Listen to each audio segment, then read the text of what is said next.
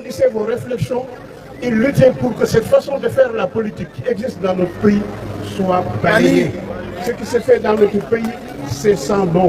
C'est des gens qui, entre eux, se donnent des coups de couteau. C'est une gladiation à mort qu'ils sont en train de faire sur le champ politique. Et ils ont réussi à faire valider ça au marabout, à tout le monde. Quand tu donnes ce sérigne de politique, il y a un des oustas là qui s'appelle Silla, Mbaki Silla. Il a tout bien résumé. Il a dit, dañuy ñëw ci yow ni la politique baaxul politique baaxul politique baaxul politique dafa bon politique dafa bon ba nga ànd ak ñoom ne la bu subaa ci suba si ñu ñëw tàllal seen loxo ni la ñaanal ma dafay def politique. li ñuy def c'est un truc de caste, c'est un truc de banditisme na fi jógee incha allah donc bu daanoo na fi jógee. Je vous remercie de votre courage. Merci. Je vais lire les noms des personnes qui ont été tuées. Bakary Djemé, Lansana Diarasso, Ibrahima Drago,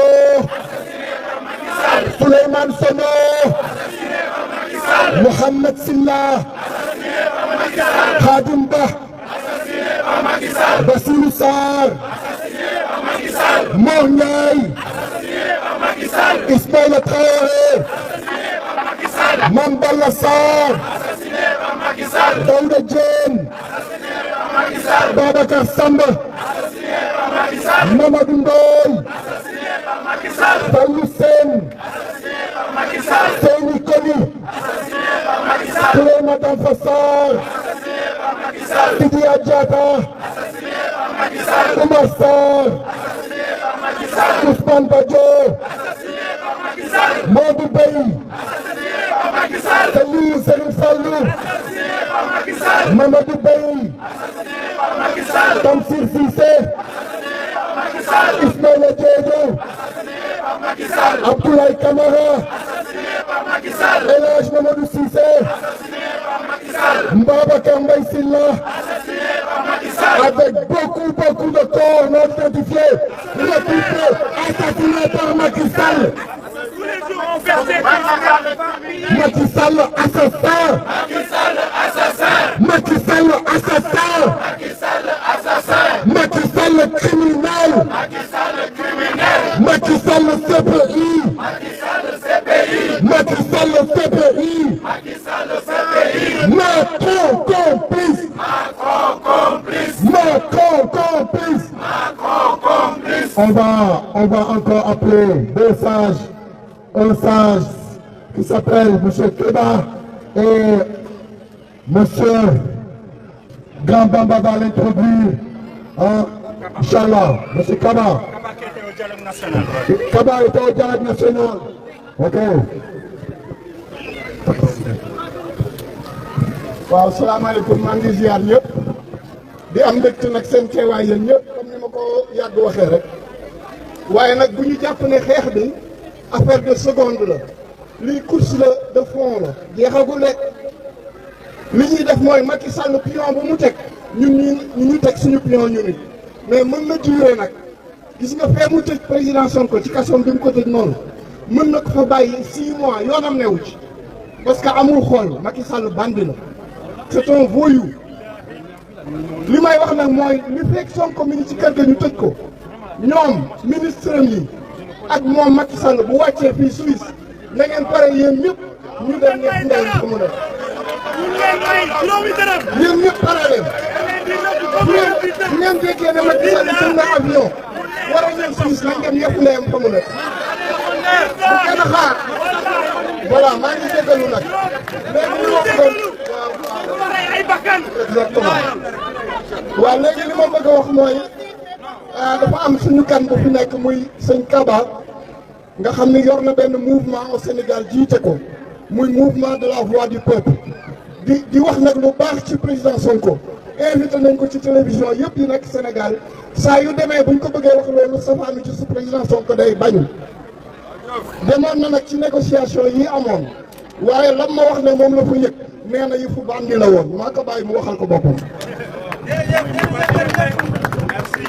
Assalamu alaikum wa rahmatullahi wa barakatuh.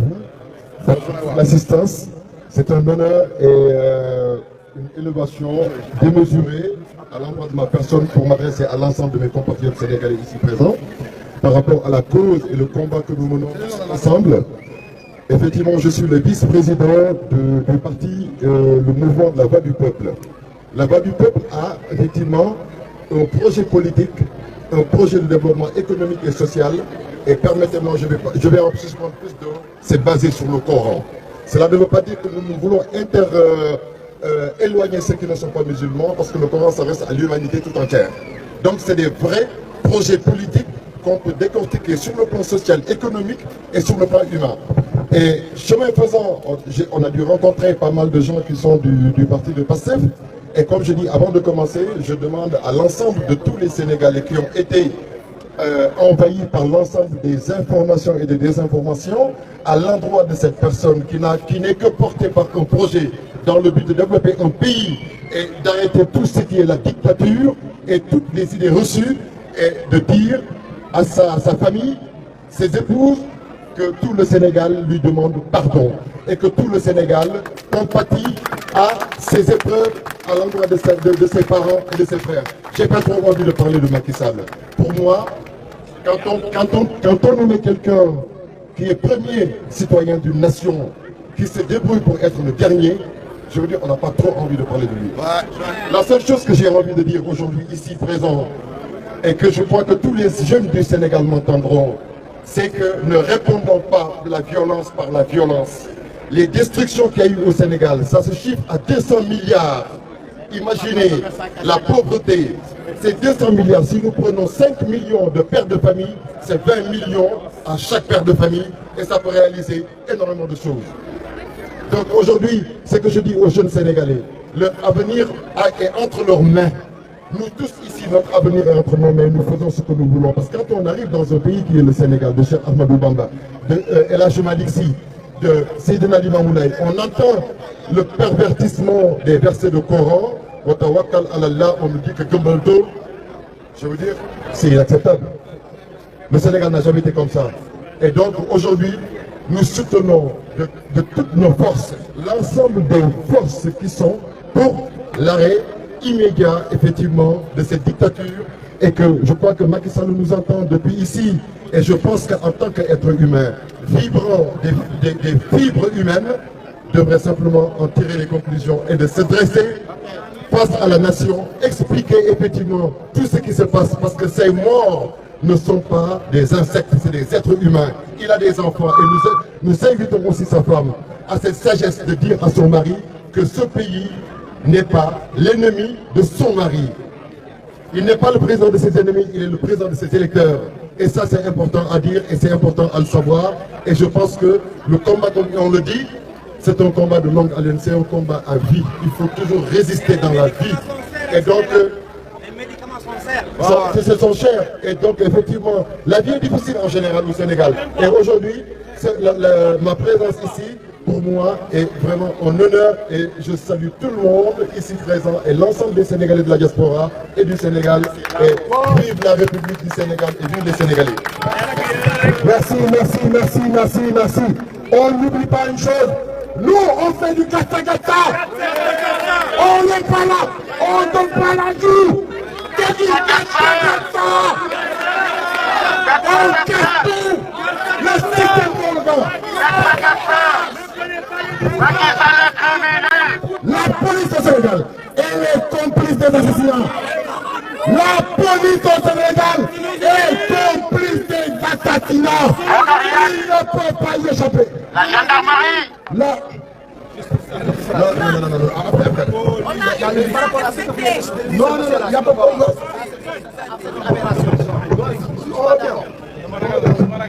Alors, on va appeler Aloïse. Aloïse est le fondateur du Parti écologique du Sénégal et membre du CF24. Waaw, allez.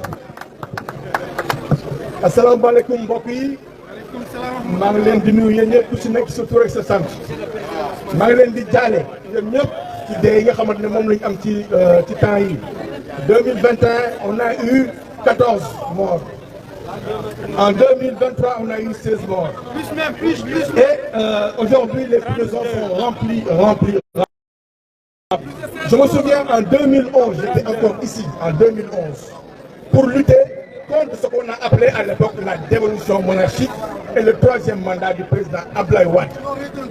Force est de reconnaître que 2023, 11 ans après, on se retrouve dans une même situation à devoir combattre. L'Afrique, le Sénégal doit s'arrêter avec ça. On ne peut pas aujourd'hui penser que le Sénégal est une monarchie. On ne peut pas laisser penser que le Sénégal est une sorte de royaume que Macky Sall doit, lui et sa famille, s'emparer. Je rentre du Sénégal il y a 72 heures. J'ai laissé un pays meurtri. J'ai laissé un pays bunkérisé. J'ai laissé un pays triste. J'ai laissé un pays apeuré. Tout ça à cause quoi? À cause de qui? À cause d'un monsieur qui veut encore nous faire croire qu'il n'est pas il est indispensable. Alors, je dis non. Je dis que le président Ousmane Sonko, qui est l'espoir d'un peuple, qui est l'espoir d'une nation, qui est l'espoir de toute l'Afrique, doit concourir en 2024 et nous devons le soutenir. Le parti écologique sénégalais que je suis fier de représenter ici soutient le président Ousmane Sonko, parce que Ousmane Sonko, c'est la personne qu'il nous faut en Afrique, c'est la personne qu'il nous faut au Sénégal et nous devons le soutenir. Nous ne devons pas avoir peur de Macky Sall. Macky Sall, c'est un être humain comme nous tous. Macky Sall, c'est un être humain comme nous tous et nous ne devons pas avoir peur de lui. Aujourd'hui, cette dictature qui est une dictature rampante, si on la laisse, elle va nous envahir. Si on la laisse, on va se retrouver avec nos enfants totalement bunkérisés. Avec un pays qui va se retrouver encore une fois monopolisé par l'Europe.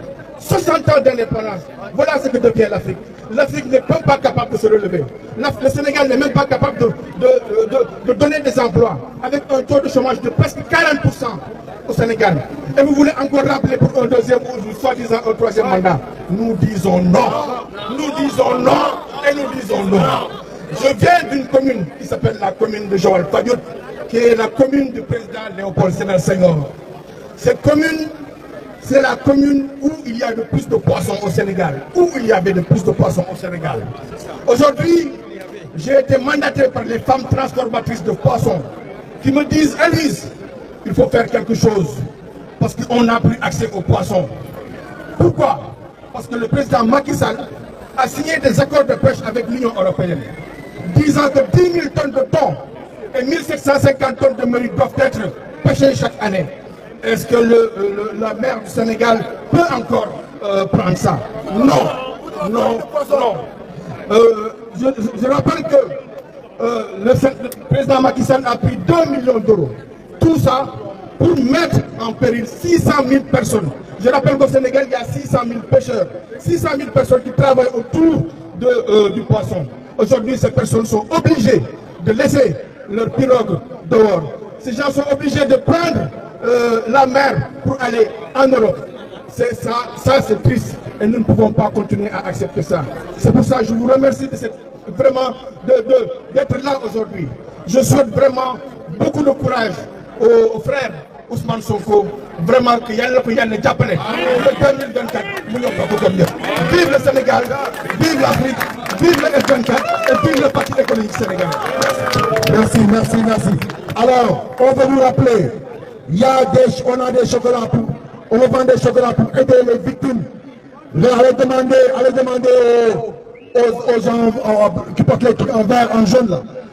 On vend du chocolat pour aider les bracelets, pour aider les victimes, les malades, les détenus. Alors, on va faire honneur aux dames. Honneur aux dames. Alors, je vais appeler deux dames. La première, ça va être Aminata Fall. Après, ça va être Catherine Gueye. Madame Fall. Madame Fall. Voilà. L'infatigable. maa ngi leen di ziar yéen ñëpp panafricain yëpp parce que tey ñun ñëpp a fi daje Afrique moo fi daje ci boppam man nag dama bëgg a laaj benn laaj Macky Sall ak justice am dañu ne jeunesse corrompue jeunesse boo xam ne dañ leen utiliser Ousmane Sonko moo leen utiliser ñoom daal amuñu ñoom daal bëgguñu jeunesse bu yeewu yéenewuñu seen jeunesse mu yeewu xeppi xool gis xam li xew ci liy dox ci àdduna bi loolu yéene wuñ ko seen jeunesse parce que buñ ko yéene woon seen jeunesse buñ leen def ay mbër def leen ay ñu nekk di mbëkk def ay nervi di leen utiliser parce que xam nañ ne léegi Sénégal ñëpp yeewu nañu ku yeewul am na ku dend ak yow ne la bëgg-bëgg looloo tax nag affaire yu mbër moom jeex na fi musique kenn waxatu ko parce que ay caaxaan la ñu bëgg nekk bu tabaski jotee ñu jël ay paakaaki jaasi teg ci mbedd yi loolu ndax mën naa defar am réew dañ koy tabax ci xel am réew ab jeunesse dañ leen di tàggat defal leen ay formation defal ay hôpitaux yu baax nit ñi bu ñu bëggee faju nit ñi bu ñu bëggee jàng waaye jël leen toroxal leen ba tey nga jël leen def leen ay nervi te bu ñu paree ci loolu dañ leen di rey ñoom ñëpp parce que trace du am gouvernement ku ko xam-xam ne doo caaxaan ak moom président Ousmane Sonko nag ak ñi mu àndal dañoo xam ne caaxaan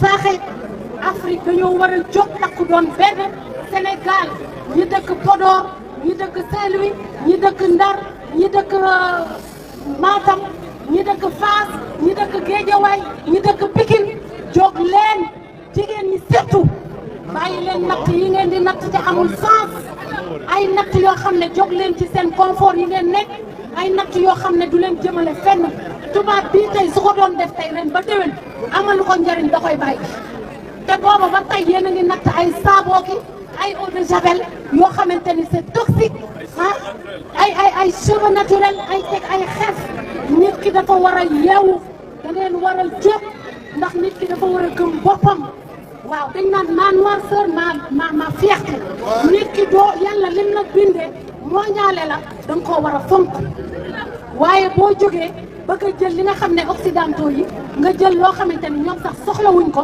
bëgguñu ko mu ñuy rey ndànk-ndànk nga ñëw di diw xeesal bëgg a mel noo xamante ni vraiment loolu yàlla tegu la ko Sénégal jigéen ñi jóg leen bàyyi séri becco yi bàyyi fer yi dàll yi bàyyi yooyu yëpp loolu yëpp teg leen ko jusqu'à nouvel ordre teg leen ko jusqu'à nouvel ordre parce que cuuraay bi sax day rey cuuraay bi dafay rey waaw baaxul ci poumon ñoom nag ñoom gouvernement bëggul peuple la yeewu gouvernement bëggul peuple bu yeewu su sañoon dañuy nekk ci yooyu rek nekk ci théâtre yi nekk Jakarta di yuuxu nekk ci mbedd yi nekk ci nekk ci mbedd yi benn waaw non doy na mooy jigéen ñi ci boppam lay waxal jóg leen seen doom yi dee jóg leen Macky Sall su fekkente ne peuple bi dañoo jóg du rey kenn mais su fekkente ne day xool fii yaraax fële yaraax muy jël di bombardé mais su ñëpp joxandoo doorandoo dina xam ne fii caaxaan faaxee man day barke Rasulullah laa leen di waatal jarul sax may waat ndax dafa nekk ci man ba ma nekkee Sénégal fu ñu woote maa fay jiitu te bu ma fa nekkoon xëy na day jël sama bakken parce que am na yoo xam ne soo koy def pour yow mais sa génération future bii ñëw moo tax boo gisee fii tey picc yi sax xam nañu nu ñuy naawee c'est parce que dañoo def révolution moo tax ñu egsi fii tey ku nekk bëgg fee ñëw ak feneen kon nag takku leen te taxaw te xam ne caaxaan faaxe xaw ma nag lan mooy corrompre jeunesse kooku war nañu koo leeral parce que jeunesse bi dañoo war a yeewu Ousmane Sonko nag moo taal xel kon nag dañ koy sant di ko gërëm te amee dañ ko njukkal nañu jox te xeex. Merci. La corruption de la jeunesse, c'est l'éveil de la jeunesse. La jeunesse africaine est consciente. Oui, on l'a corrompue pour qu'elle voie le bonheur, pour qu'elle voie la vérité, la justice. C'est ça la corruption de la jeunesse. C'est ça qu'on a reproché à Ousmane Sonko. Alors, j'appelle Catherine. Catherine, moi le pasteur. Assalamu alaikum, frères et sœurs patriotes, sama doom yi sama jabaat yi maa ngi leen di nuyu. di wax ne li ñu fi boole tey mooy le Sénégal. Nous sommes des Sénégalais et nous sommes des patriotes. Mais nous